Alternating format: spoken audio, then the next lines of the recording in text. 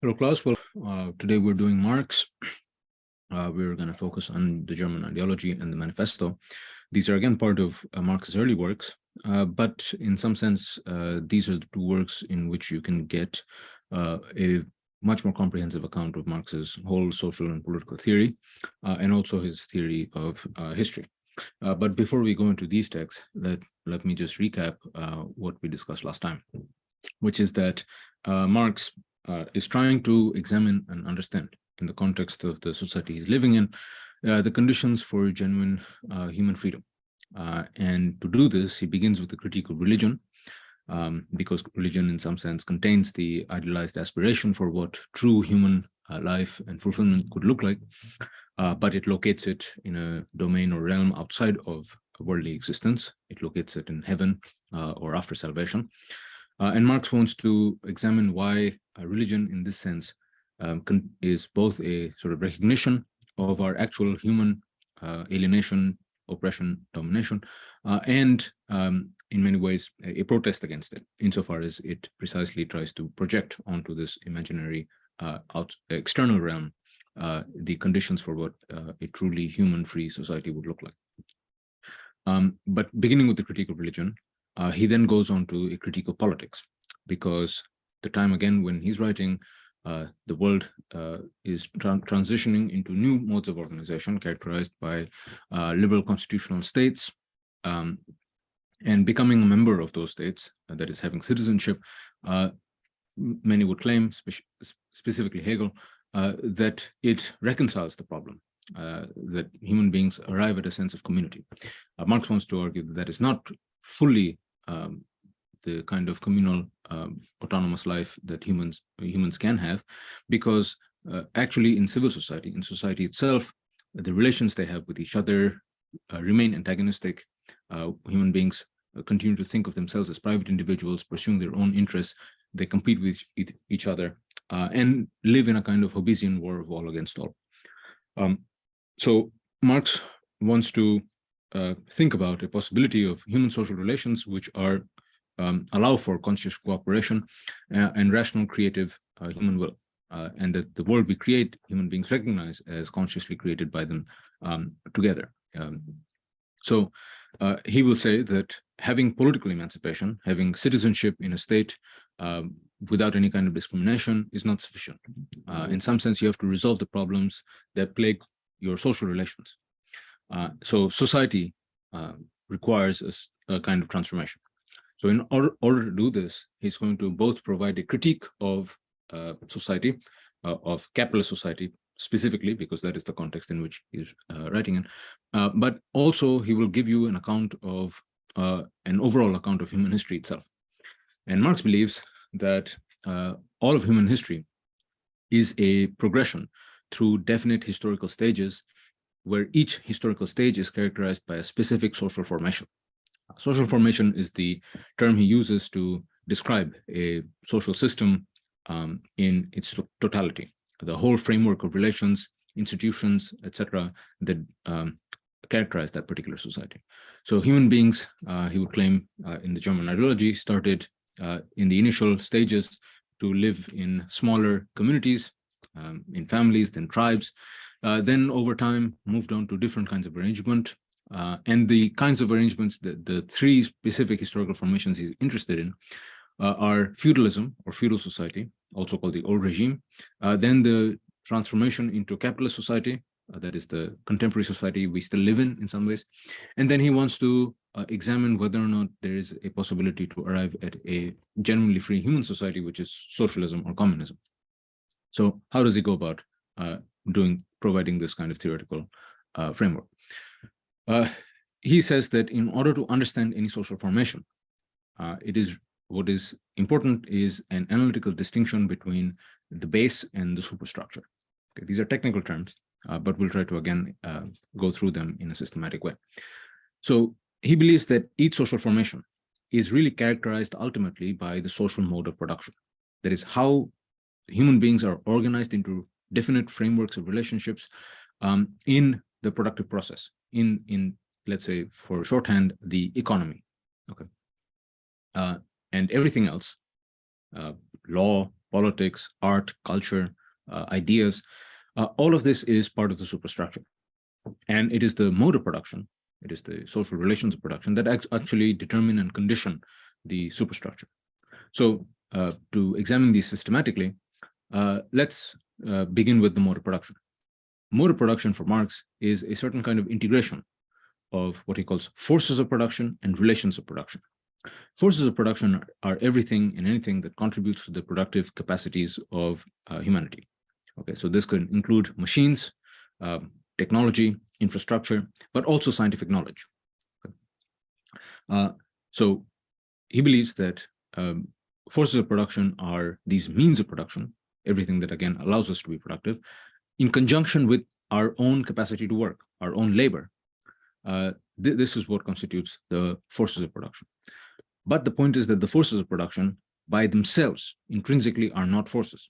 They become productive forces only in a given social context. A machine intrinsically is not, or a piece of land itself cannot be a productive force by its nature.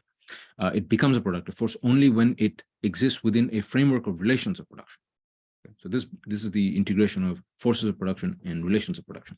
Relations of production, his claim is that human beings throughout history are organized in specific sets of relationships. Okay, human groups, social groups are organized in the production process in specific ways, and that there are always sets of institutionalized, structured relationships between different groups of people, and this ultimately boils down to who owns property. Okay, but again, the question of who owns property in different systems will give us different conceptions of relationships people have. For example, who owns land will tell us about what the powers of the people are who own land versus the powers of the people who don't own land. Okay, what are their capacities and how they relate to each other through the medium of property. But this is not going to be universal. For example, in a feudal system, which again is characterized by typically absolute monarchy, the division of territory into landed estates owned by feudal lords, where bulk of the production is done by peasants who are tied to that land, who are bound to that land, who have allegiance to a specific feudal lord, and the feudal lord, through recruiting a militia, an army, can regulate and extract from the peasants a tribute, which is what they live off. The king also has to rely on taxing the feudal lords, and actually relies on the feudal lords to provide the king with military support. Okay, so this is a kind of obviously ideal typical sketch of feudal society. But in that society, if you own land, it means you can do certain kinds of things and you cannot do other kinds of things. If you own land, you can obviously order your peasants around. You can demand from them a tribute. If they don't give you the tribute, you can send your militia and you can extract from them, beat them up and extract from them their tribute. You can also undertake warfare, and you can also have a place, because you are a lord, a place in the king's court. However, it also means that you cannot, for example, parcel up your land and sell it. When you're living in a capitalist society, however, you can do exactly that. If you own land, you can parcel up the land and you can sell that land as a commodity. However, you cannot force people to cultivate on that land and have them as your peasant serfs. You also cannot recruit your own military and order those people around. Okay, but you can definitely treat land as a commodity. Again, property law in these two different systems tells us something about, they are simply like symbolic expressions and representations of the relations of production. How people who owns property and how do the people who own property relate to the people who don't own property. But let's examine then the story from the point of view of people who don't actually own property. If you're a peasant in a feudal system, then you're obviously tied to that land. You will do bulk of the cultivation, but the feudal lord will not actually come in and tell you what to do. For the most part, you're going to cultivate the land on your own terms.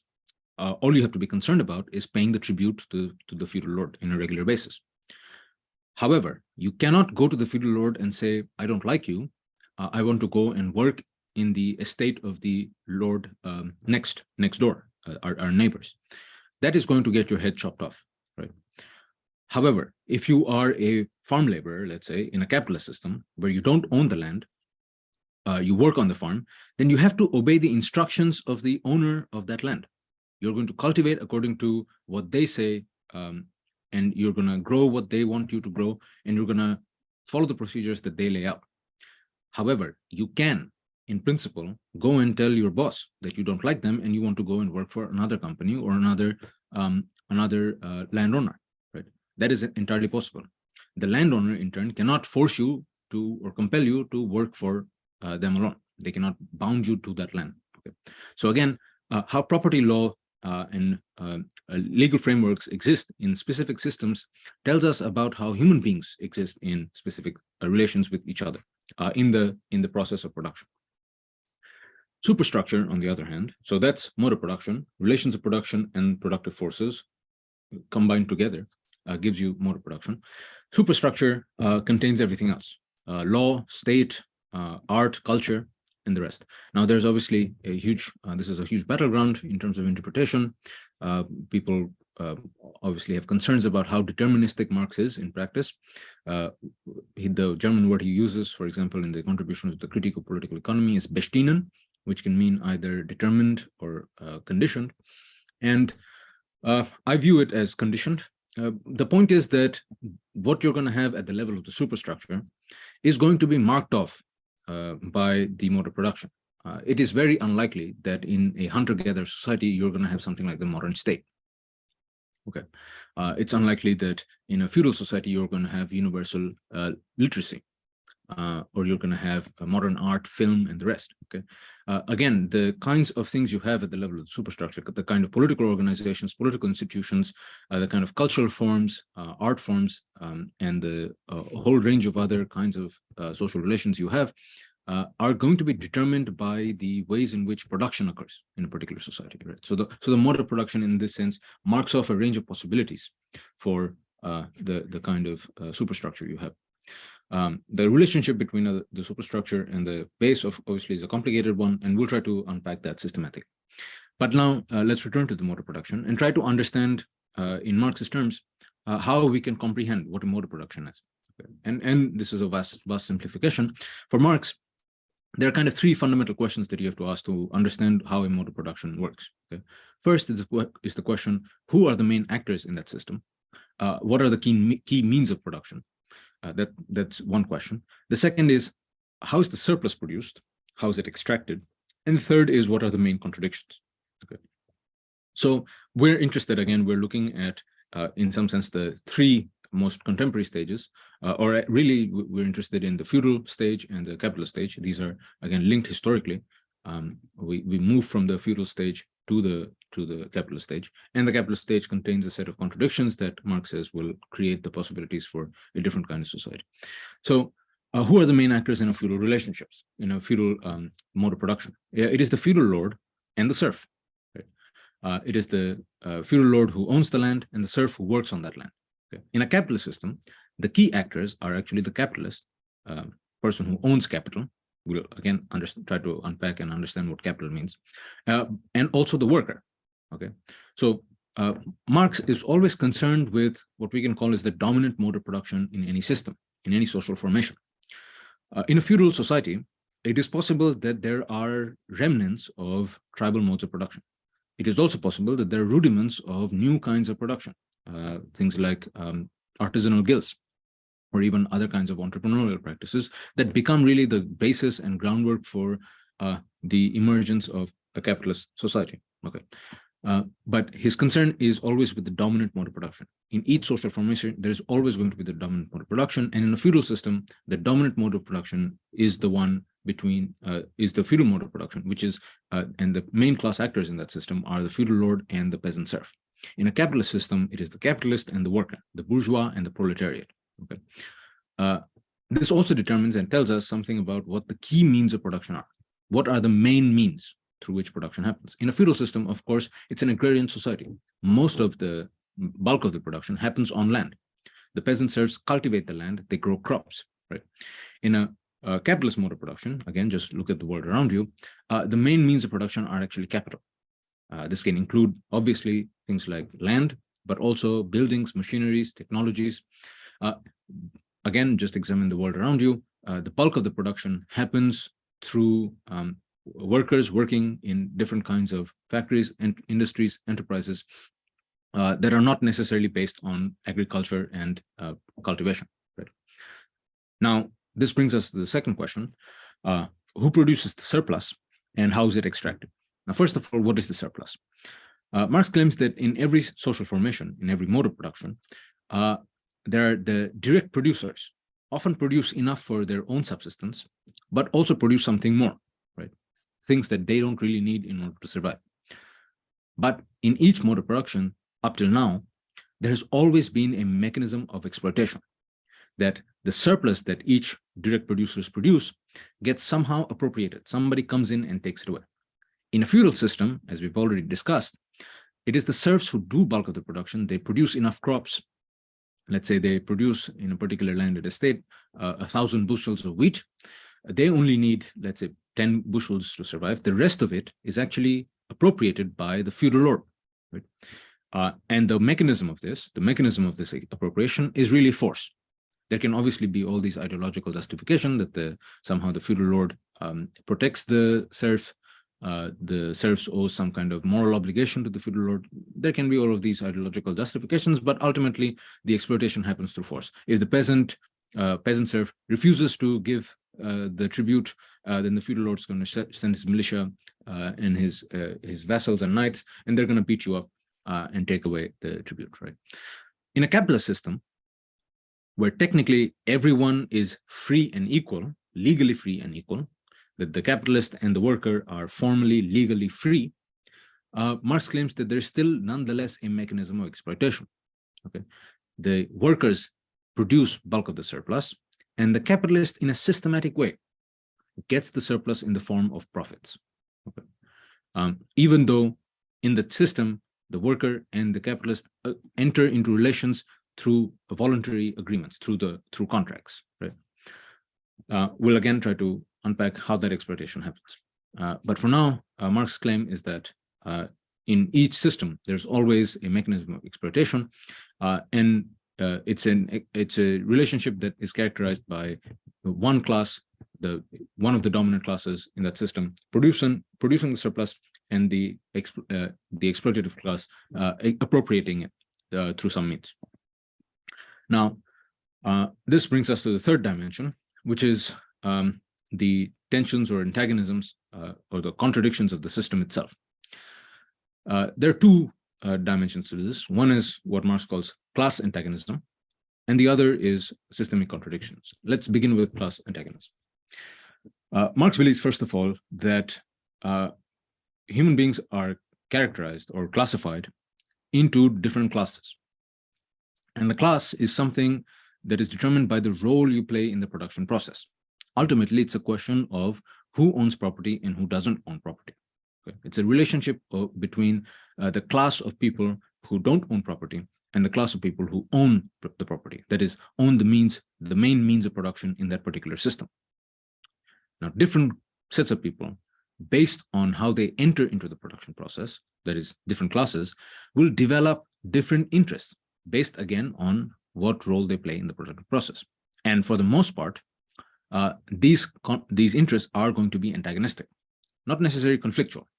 For example, in the feudal system, the feudal lord wants to extract as much tribute as they want from the peasant serfs, and the peasant serfs want to produce as little as possible for their own sustenance. Right?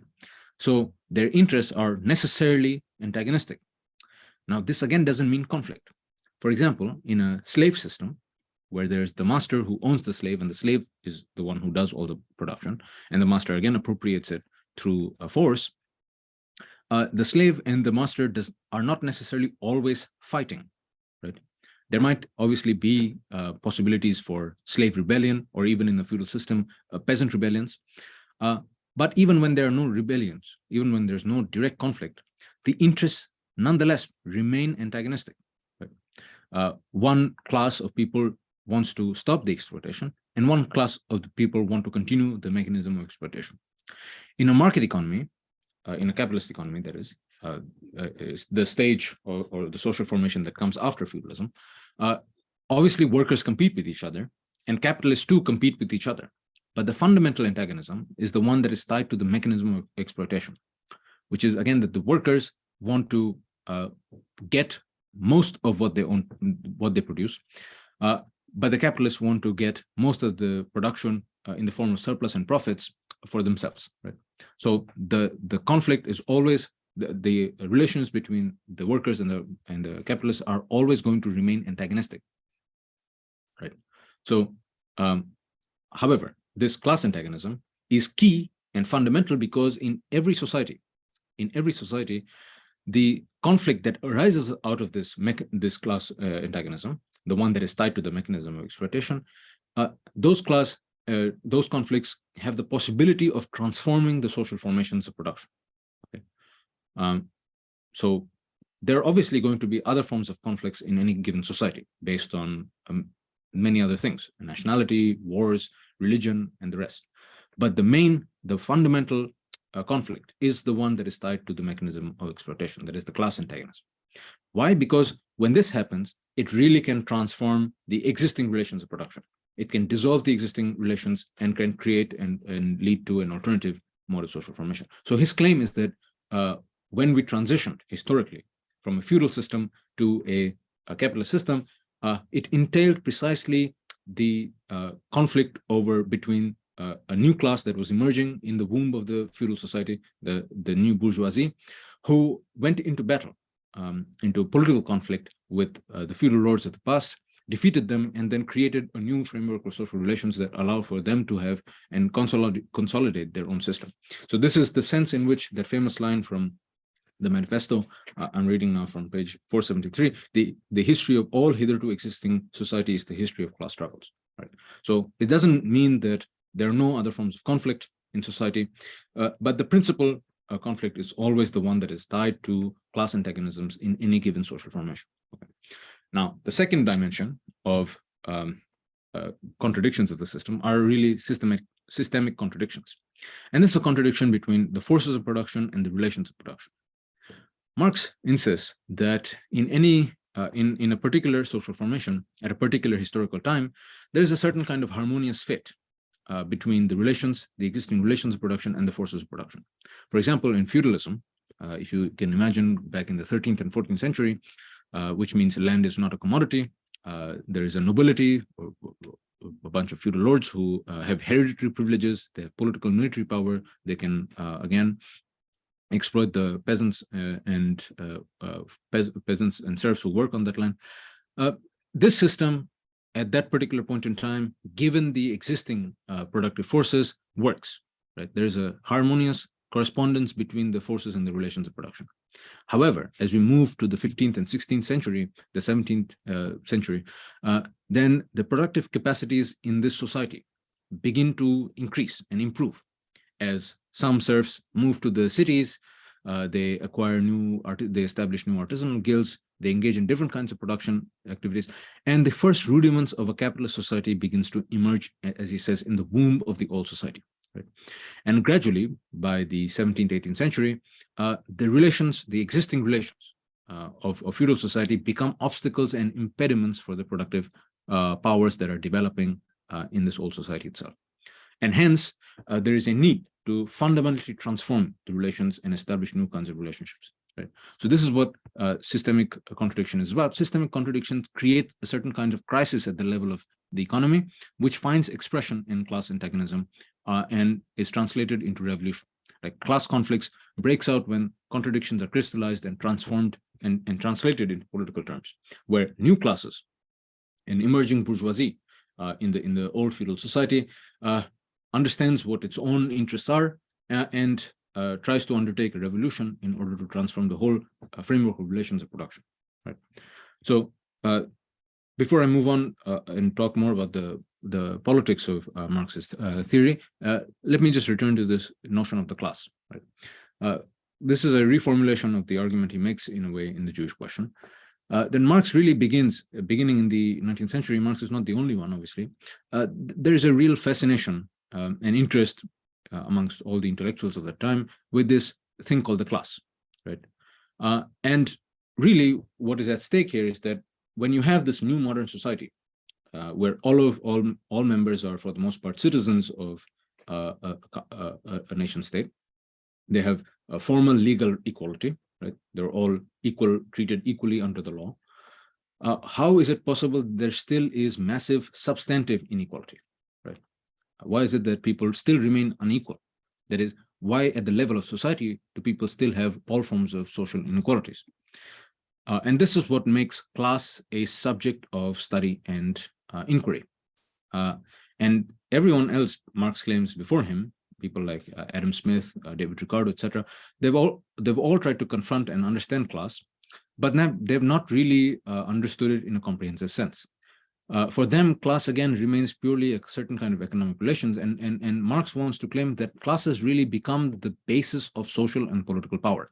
Okay, now this doesn't mean, for example, in a capitalist society, that the bourgeoisie is ruling the state, that it is making all the laws.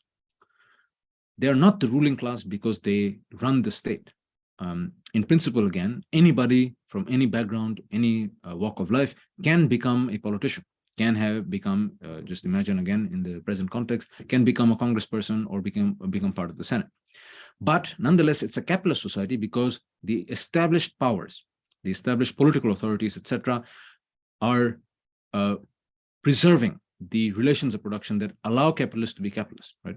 So the capitalists or the bourgeoisie are the ruling class precisely because the existing relations, the existing political order preserve the social relations that allow them to be capitalists in daily life. So they are the ruling class because they are capitalists in daily life, which means what? It means that they own the bulk of the means of production. They have the capacity to employ other people, tell them what to do, and then they also get to determine in a way the dominant ideas and cultures of that society, right?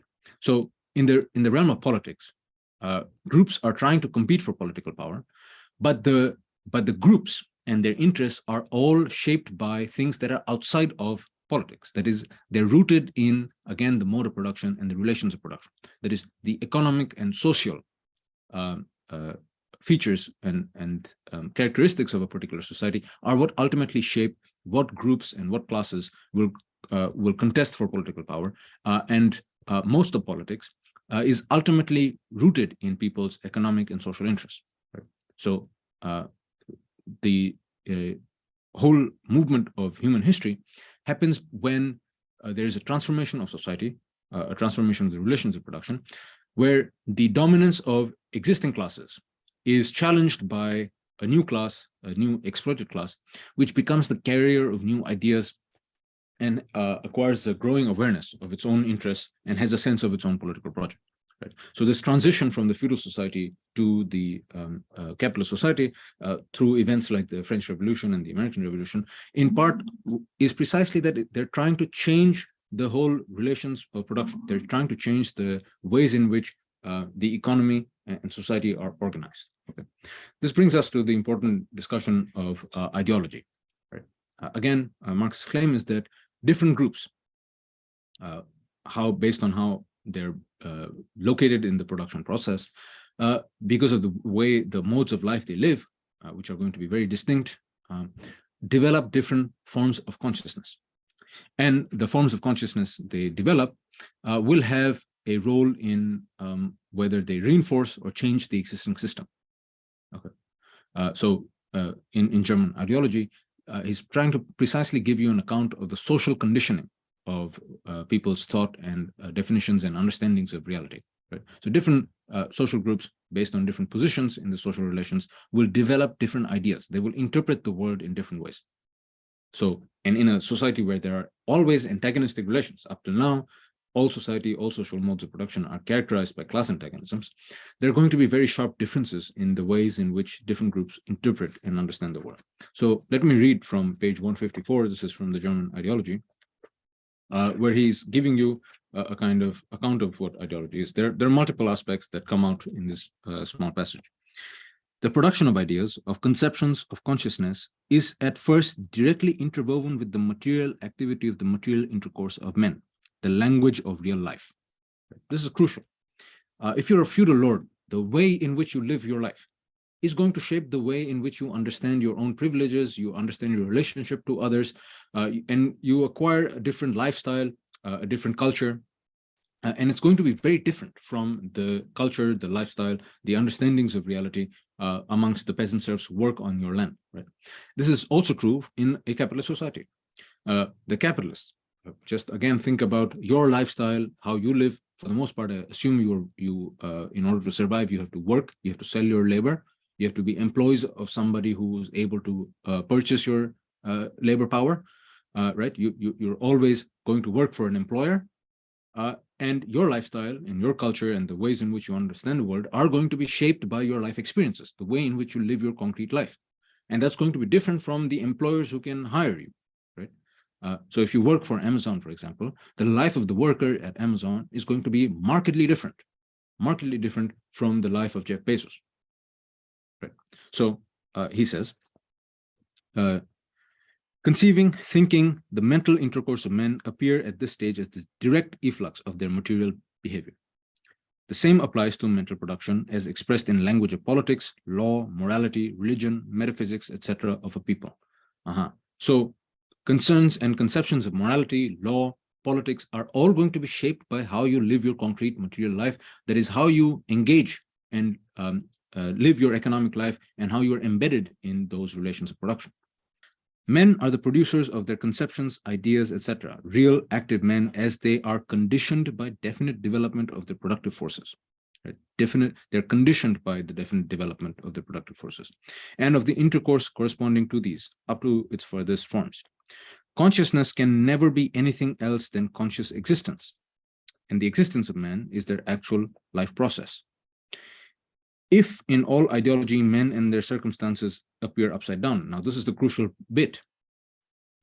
If in all ideology men and their circumstances appear upside down, as in the camera obscura, again upside down, remember the notion of inverted consciousness, which he attributes to religion. Right? If in all ideology men and their circumstances appear upside down, as in the camera obscura, this phenomena arises just as much from their historical life process as the inversion of objects on the retina does from the physical life process. Right? So he believes that ideology is not simply the fact that you have different definitions of reality, but ideology also plays this important role of obscuring things, that is, inverting things. Again, I'll just give you a very simplistic illustration of this.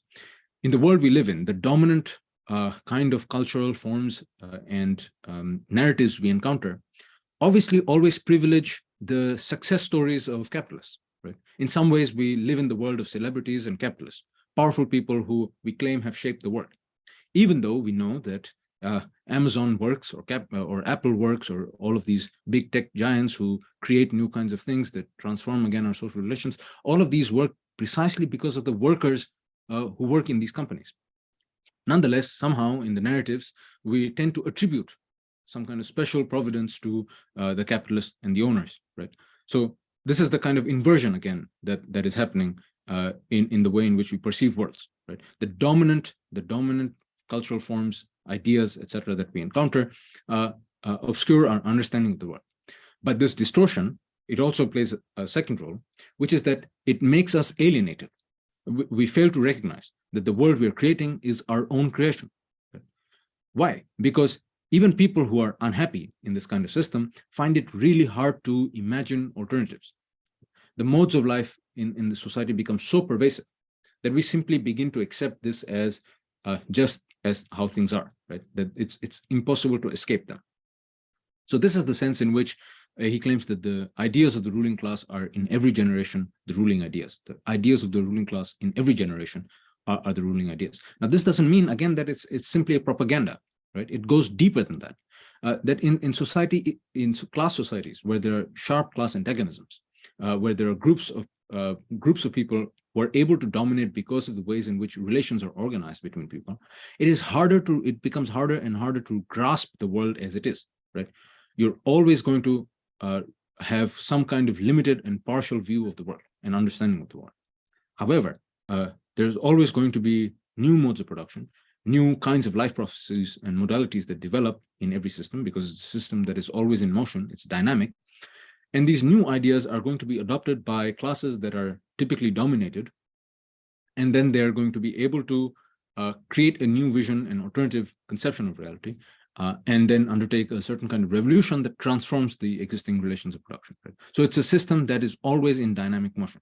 And there's always the possibility of the breakdown of the old society and the emergence of new kind of society, which has a new dominant class, who are again carriers of new forms of social organization, new ideologies, and new conceptions. So this brings us to a conception of the revolution itself, his concept of the political revolution, that political revolutions are always in some ways connected to the economy and society.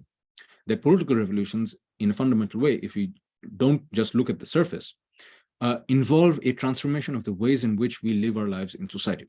Okay, so in this transition from feudalism to capitalism, his claim is that it is an incipient bourgeoisie, a new class that was emerging in the womb of feudal society. That again, he uses the metaphor of pregnancy, and it's instructive to think about that, because he believes that there's always a certain kind of emergence of a new class or new potentiality within the womb of the old society. So it's a long period of gestation. But then there actually has to be childbirth, right? So this is the moment of the revolution. It is a violent period, and it requires some kind of force. As he says, the force is the midwife, of revolution, right? This gives us now an account of Marx's theory of revolution itself, right? That in every society, as the forces and relations of production become more and more incompatible, as the productive forces in a society grow, and that the existing relations of production really become obstacles, the new productive forces also generate new class, a new dominated class that becomes more and more powerful, has a newer vision and conception of reality, and then is able to undertake a revolution that is translate their whole economic and social interests in political terms. And then a political revolution in this way involves precisely the transformation of the relations of production, right? That you really insert a new framework of social existence. So the transition from feudalism to capitalism arise out of objective conditions, obviously, objective conditions in the sense that there were contradictions between the feudal system that became ripe and made it possible to have a new system. The feudal relations of the feudal lord owning land over peasants become incompatible with the kind of productive forces that were emerging in that old society. And that required then a new framework of relations that would allow for the new productive forces to flourish, right? And Marx believes that a similar condition is arising in the modern context. In the modern context, where there are new classes, the capitalists and the workers, the bourgeoisie and the proletariat, the system is entering into a possibility for crisis. There are objective conditions where the relations of productions are unable to contain and limit the productive forces that are developing in the society, and that the new class, the proletariat, the worker, will get organized, will have a deeper understanding of society and all of history, and will undertake a revolution that will transform again the relations of production in a way that allow for conscious cooperation and freedom. Now, Marx never actually lays out what communist society will look like, partly because, again, he's very deeply consistent with himself. He simply cannot tell you what communist society will look like, because that will depend precisely on how history moves forward. What are going to be the new modes in which people live? What are going to be the new kind of productive relations that emerge? Only that can tell us what communism will look like. Okay, but his point is that the capitalist mode of production has so much inbuilt tension and antagonism. Again, we'll go into that in a bit, but that the system cannot itself survive. That it will somehow break from internally, and the new class, the working class, the proletariat, will acquire certain kind of political subjectivity, will become conscious of its own interest, and undertake a revolution and establish a new kind of society. Okay, so let's now go into an analysis, a specific analysis of the capitalist mode of production itself. Right? What is capitalist society, or modern society as we understand it? Marx calls it bourgeois society based on the capitalist mode of production. Okay, now what are the key elements of this system? This is obviously an abstraction and simplification, but this simplification will allow us to kind of understand the system in a more comprehensive way. Firstly, fully developed capitalism has some key elements. The first is that it involves the universalization of commodity production. Okay?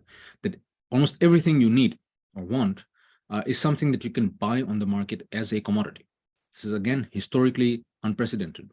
for most of human history, people did not engage in social and economic life in this way. And not only are all your wants and needs available as commodities on the market, even the factors of production, the things you need in order to produce something, are also stuff that you buy on the market. If you are a capitalist and you want to produce a phone, let's say, then the raw materials you need, the technology you need, the workers you need, are all things that you're going to have to buy as commodities on the market. Okay. Now, a thing does not become a commodity by virtue of its own internal properties. It becomes a commodity only when it is inserted within a framework of market relationships for the purpose of exchange. Okay. So what Marx is trying to tell us is that the market and market relations that allow for us to exchange things with each other is something that is developing under capitalism in an unprecedented way. There's an extensive and intensive development of the market. More and more people are connected. They're able to buy and sell things on the market. So the market is expanding. For the first time in human history, we have something called the global economy. But there's also an intensive development in the sense that all our needs and wants are also things that become economic in some ways, that require us to exchange things. With the exception of intimate relationships or the sympathetic ear of a friend, unless you're going to a therapist, everything you need, again, is available as a commodity on the market. This is unprecedented and historically new and specific to the capitalist mode of production.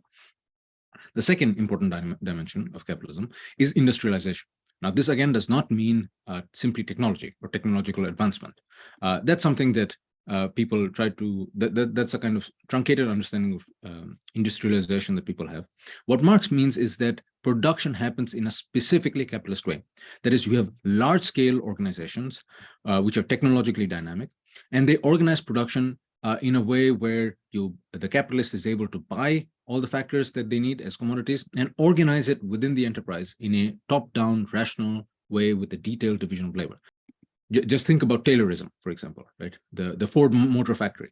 How are people organized in the factory floor? What kind of technologies they have, automation, and all of these things. So industrialization is this kind of large-scale, coordinated, technologically dynamic way of producing things.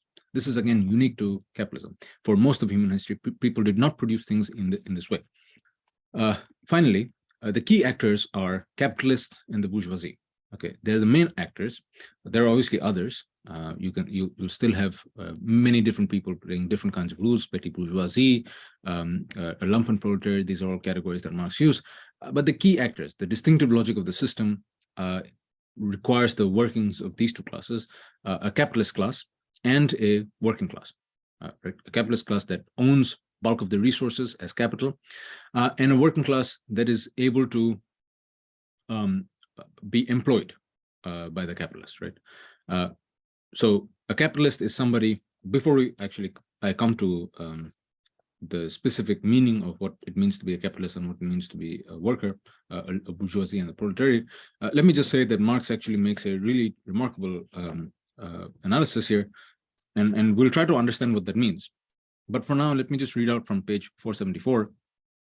He says that there's something distinctive about the capitalist mode of production.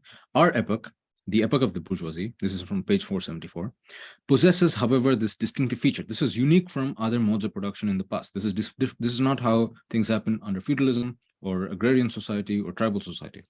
It has simplified class antagonisms. Okay, it involves a certain kind of simplification.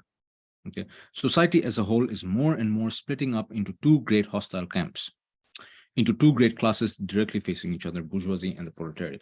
So there is a greater, the system contains within it a certain kind of dynamism that divides the whole of the population into these two classes. Now, you might have heard many people say that none of Marx's predictions came true. This happens to be the most stunningly successful prediction ever made by a political philosopher. We are today a society of employees and employers, right? If you want to make ends meet, you either need to have enough capital to hire a bunch of people and do something that is productive, or you sell your labor as a worker. That is, you become an employee for somebody else, right? So there's something distinctive about the capitalist mode of production in that it classifies more and more people into these two classes. Okay, so what are these two classes? What is a capitalist and what is a worker? These are, again, technical terms for Marx. A capitalist, or a bourgeoisie, is somebody who uses resources as capital, purchases labor for the production of commodities, but does so only for the sake of profit, right? And not only profit once they earn profit, they reinvest that profit in the production process, and they do so endlessly, right? So a capitalist is somebody who owns wealth, is able to employ that wealth in a productive process by hiring other people as laborers, and then they do this endlessly for the sake of profit.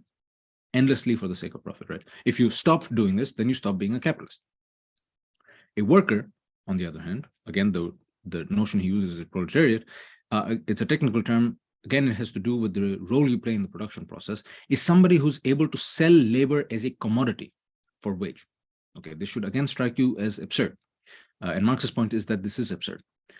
In this modern system, human beings are able to sell their capacity to work on the market as a commodity, right? For example, when you write your CV or your resume, you're trying to demonstrate to your future employer what kind of capacities you have. And the future employer makes a determination that, yes, you can work for us. And you're signing a contract and you're promising them that you will sell your labor power or your capacity to work for them as a commodity for a particular wage, right? So that is distinctive, again, about the system, that this is how bulk of the direct producers in the system sell their labor power as a commodity. Okay, so this makes them different from the slave or a serf, right? Nobody's forcing you to sell your labor power, in that you're formally free. But as Marx will try to show, there is actually a hidden compulsion, because even though you don't have to sell your labor as a commodity to a specific capitalist, you still nonetheless, in order to survive, have to sell it. That is, you have to become an employee. You must have a job, right? Unless you already have a lot of wealth. If you don't have wealth, you must have a job in order to survive. So you have to ultimately sell your labor power as a commodity to a particular capitalist. It doesn't matter who the capitalist is, you have to sell it to a capitalist.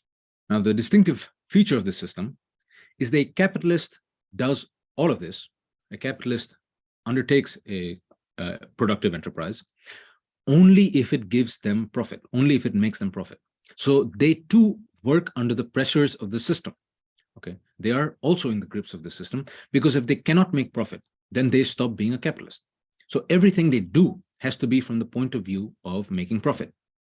And how do they do? How are they profitable? It is by having the kind of command and authority they have within their enterprise, within their factory, within their company, right? If they want to, if they're not being as profitable, they can hire more machines, they can expand, they can set up new shops, they can set up new factories. They can even fire a bunch of workers, take their factory to some other country where they can find cheaper labor, and the rest, right? So the capitalist has immense power inside the enterprise in order to change up the production process only for the sake of more profit. The absurd conclusion of all of this is that in this mode of production, in this kind of society that we still live in today, bulk of what is produced in society happens because that is what capitalists find profitable, not because it is socially useful. Okay, and Marx's, if this strikes you as absurd, Marx's point is that this is absurd. So now, what is capital? For most thinkers up until Marx, capital is simply some kind of accumulated stock, right? Accumulated stock of resources that can be productive, that can be used in a productive enterprise. So things like machinery or buildings, or simply wealth, right? Money. Marx says that this is obviously a start, but it's an incomplete account of what capital is, because it's giving you a really abstract conception. Capital cannot simply be accumulated stock, because something does not become productive resource just by itself. Okay, again, it requires, in order for something to be capital, it already presupposes that there are people out there who are going to be willing to sell their labor power. Okay, so it's ultimately a relationship of power. Capital is a relationship of power between people who own capital and people who don't own capital. Why? Because again, it's taken for granted a whole set of social relations that it presupposes already the existence of the worker. Okay, capital presupposes the existence of the worker.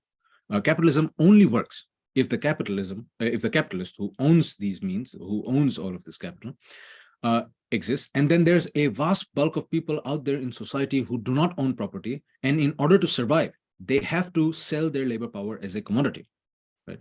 The system does not work if there's no worker, and the worker is somebody who cannot have property. If they have property, then they will not work, right? So the system, it works only because there are some groups, there's a group of people, there's a class that owns property, and there's a group of people who don't own property, and in that they are forced to sell in order to survive. They're forced to sell their labor power. They're forced to be employees. Okay, so a worker has to work for a capitalist, and whoever has capital has to rely on employees who would do the work. Okay, otherwise the productive resources they own are simply sitting there. Okay, so this is what Marx calls the hidden abode of capitalism, that underlying the system of formal freedom. Obviously, anyone you talk to would say it's absurd to talk about any kind of compulsion or force or coercion in the system, because the worker is ultimately free. They're legally free, they're formally free, and they're entering into an equal contract with the capitalist. But Marx's point is that the underlying compulsion of the system is that the vast bulk of society are employees, are workers, precisely because they don't own anything of their own. And in order to survive and live, they have to do so by selling their own labor power.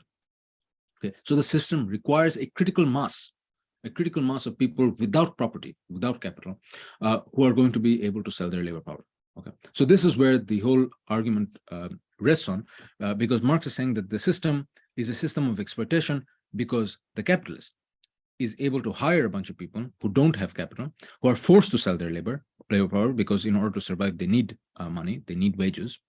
And the capitalist, in fact, makes profit by extracting from the workers the things that they produce, right? The surplus labor that they produce, the surplus value that they produce in the system, the capitalist is able to extract. So let's say you're a worker at Starbucks. Then during your day, you're maybe getting $60 for the whole day, but you're producing $300 worth of commodities for the consumers, right? So you're only getting $60 of that things that you produce. So you're producing a certain kind of surplus value that ultimately goes to the capitalist, right? So this is where the extraction and the surplus value and the profit comes from. The profit is extracted in a systemic way, without the capitalist not holding a gun to your head, right? They're simply not forcing you to do this, but the nature of the contract is such that if you want to earn your wages, you have to produce a lot more than what you actually get as wages. Okay, and this is where the profit happens. But again, the key logic of the system, it has a system, it's a system that has an internal dynamism and revolutionizing force, that the capitalist has to constantly do this, and it has to do this endlessly. Your employer at Starbucks has to constantly compete with other companies that produce coffee, right? So they're always trying to improve their production process in order to increase their profits, either by employing new machines, laying off a bunch of workers if necessary, automating stuff, sometimes maybe closing shop in one country, going to another country, hiring cheaper labor, and the rest, right? So the whole system is characterized by this constant revolutionizing tendency. It's always trying to be dynamic in its productive process. Every time you make a certain kind of technological advancement, for example, in the car industry, if one company automates its production process, all other companies are going to eventually follow suit. If they cannot keep up with the technological advancements, they're going to go bankrupt. They're going to stop being capitalists, right? So there's a constant tendency towards making the production process more efficient, restructuring when needed, buying more machinery, automating production, and the rest, looking for cheaper labor. And all of this is aimed at acquiring more and more profit, right? So the whole system has this kind of revolutionizing, and this is why Marx calls the bourgeoisie a kind of revolutionary force, because in order to continuously make profit, it has to find new places, it has to find new markets, it has to continuously seek expansion, it has to create newer ways of production which are more and more profitable, in that all older forms of production become obsolete. So this constant drive for greater mechanization, restructuring, etc., eliminates all previous ways of doing things, right? If you're still trying to use technologies from the 1970s in order to produce whatever you're wanting to produce, you're going to go bankrupt. You cannot keep up with recent technologies. And all of these technological advancements are themselves driven by the search for profit. You're constantly trying to see where you can make more profit, where you can be more profitable than your competitors. So you're going to invest in technological advancements. You're going to invest in greater efficiency in the production because that'll give you a competitive edge. But ultimately, because of the nature of the competition in the system, everybody is going to have to catch up. Otherwise, they will go bankrupt, right? So there's the system is characterized by this constant revolutionizing. It in some ways cuts the ground underneath its feet. It will eliminate unprofitable enterprises, and it will also constantly create newer ways of doing things. And it's an anti-traditional force in that sense. Older ways of doing things simply cannot sustain themselves. If you have a local grocery store, you maybe cannot keep up with home delivery, the home delivery system, right? If you have Amazon, then a lot of local markets cannot keep up.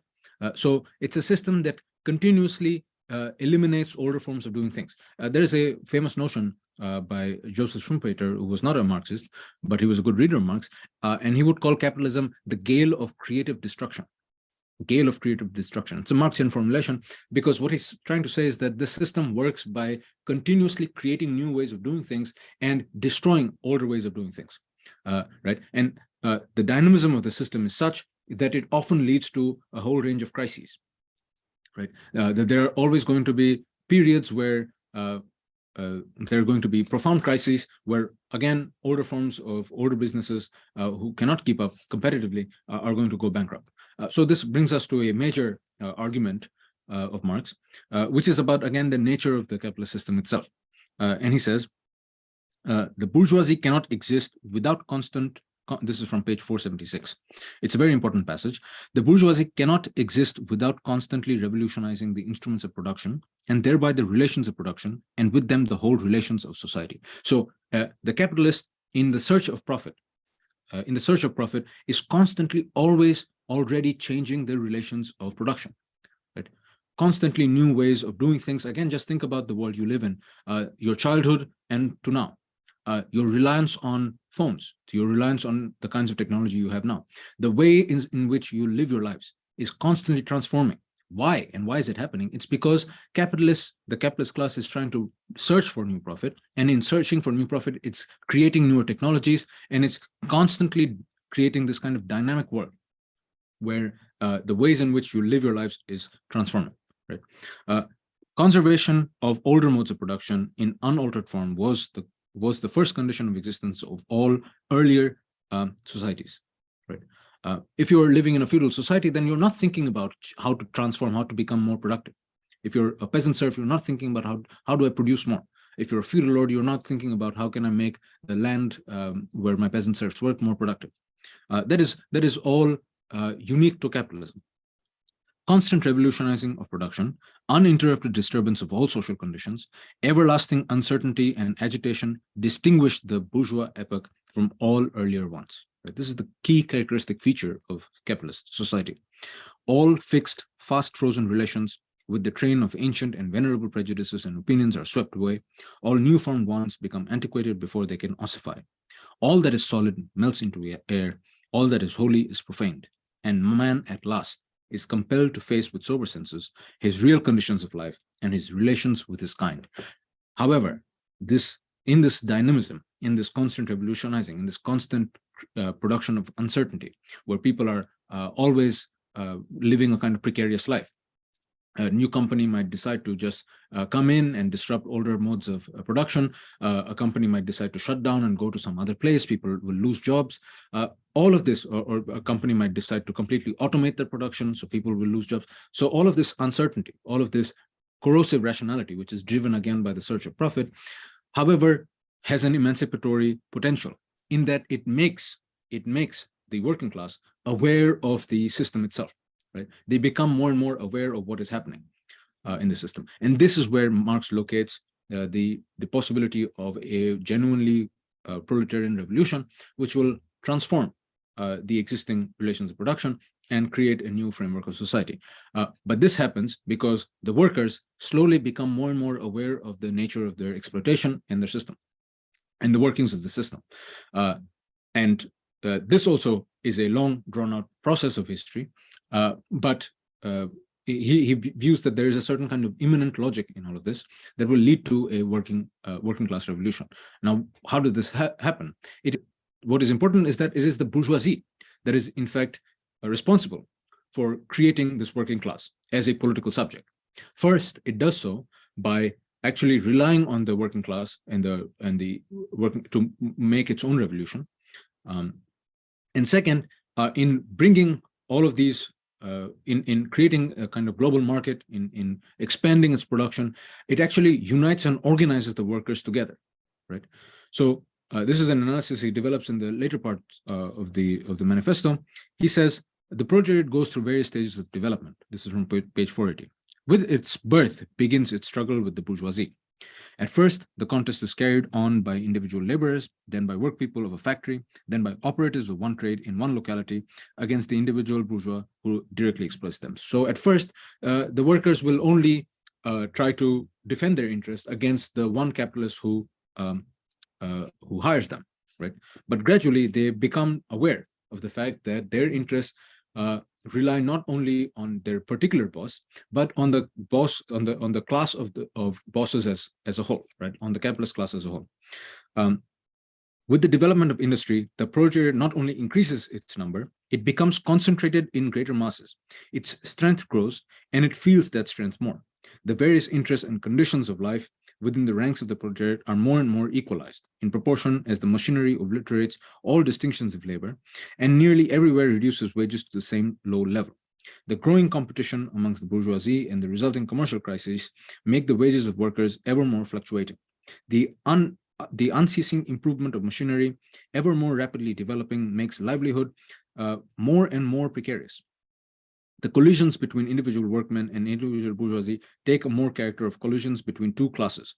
Thereupon, workers begin to form combinations, trade unions against the bourgeoisie.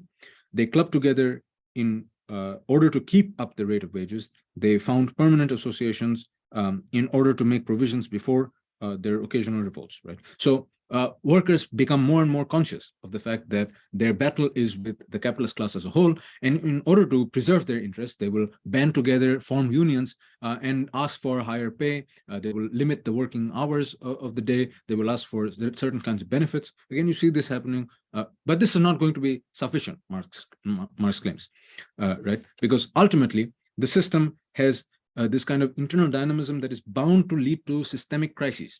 Right? It simply, the productive forces that capitalism unleashes, the relations of production simply cannot keep up with these massive colossal forces. So gradually what you have is the organization of the proletarians into a political class. It requires a political subjectivity. So he says, these organizations of proletarians into a class and consequently into a political party is continually being upset again by the competition between workers themselves. But it ever rises up again, stronger, firmer, mightier. It compels legislative recognition of particular interests of workers by taking advantage of divisions between the bourgeoisie itself. Now, workers might even compete with each other, right? So it's not always a guarantee that workers will always come together, but nonetheless they learn from their lessons. This is the thing. It's a whole argument about the political education of the working class. They come to understand that ultimately the struggles are not between themselves, but the key issue, the key struggle is between them and the bourgeoisie. And they learn to band together in order to defend and protect their interests. But the key issue again, and why he views this as a decisive moment in history, is because the transition that will happen from capitalism onto a different kind of society, which he calls communism, will actually really involve the creation of fundamental solidarity amongst human beings, community and freedom. Why?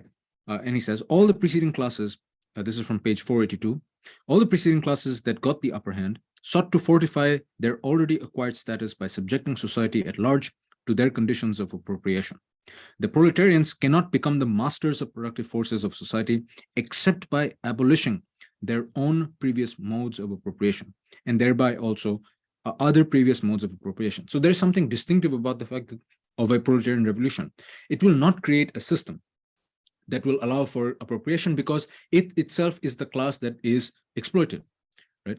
So if in order to abolish its exploitation, it has to abolish the very framework of relations that allow for any kind of exploitation, that is any kind of extraction of the surplus that is produced in society. So all the means of production will have to be socialized in this sense, right? They have nothing of their own to secure and to fortify. Their mission is to destroy all previous securities for and insurances of individual property. So the working class revolution will have to be a revolution against the ownership, private ownership of property itself.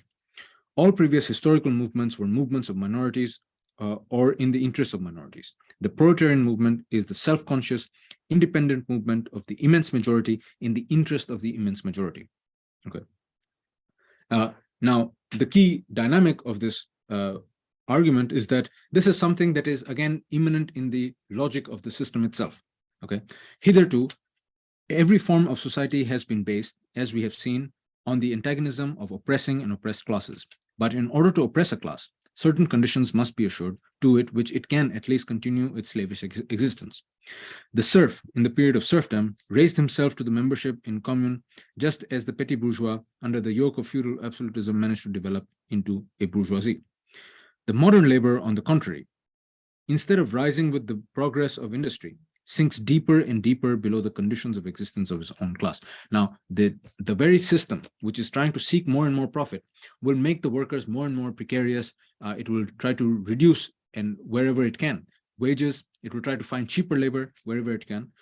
So the working class will become more and more, he calls them, this is the thesis of pauperization. They'll become more and more pauperized. He becomes a pauper, and pauperism develops more rapidly than population and wealth. And here it becomes evident that the bourgeoisie is unfit any longer to be the ruling class in society and to impose its condition of existence upon society as the overriding law. It is unfit to rule because it is incompetent to assure an existence to its slave within his slavery.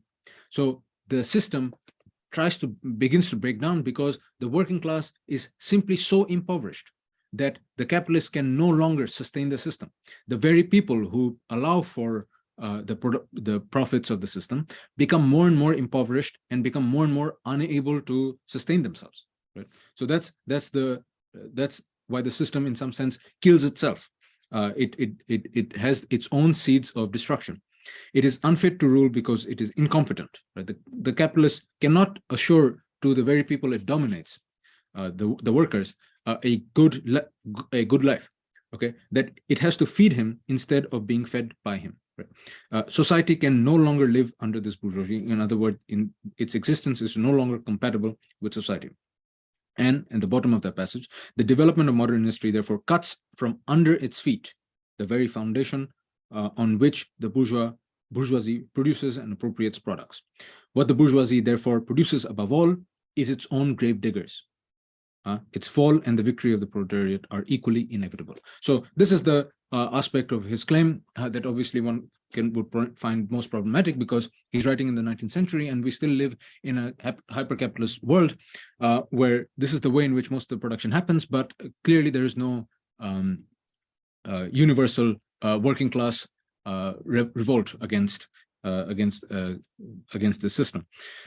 Nonetheless, the power of this whole theoretical framework, which is something that you can obviously use to understand the world around you, is that firstly, political power in many ways relies on existing social relations, and social relations always involve forms of domination and heteronomy. That is, people who exist in the social relations do not really understand that the social relations in which they operate are creations of human beings, and they can be consciously changed and transformed.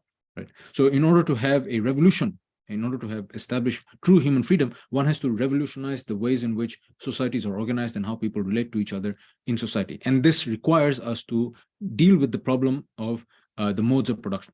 That is, how production occurs in society, how people create wealth, how people create the goods and the stuff that we need in order to survive, how all of that occurs.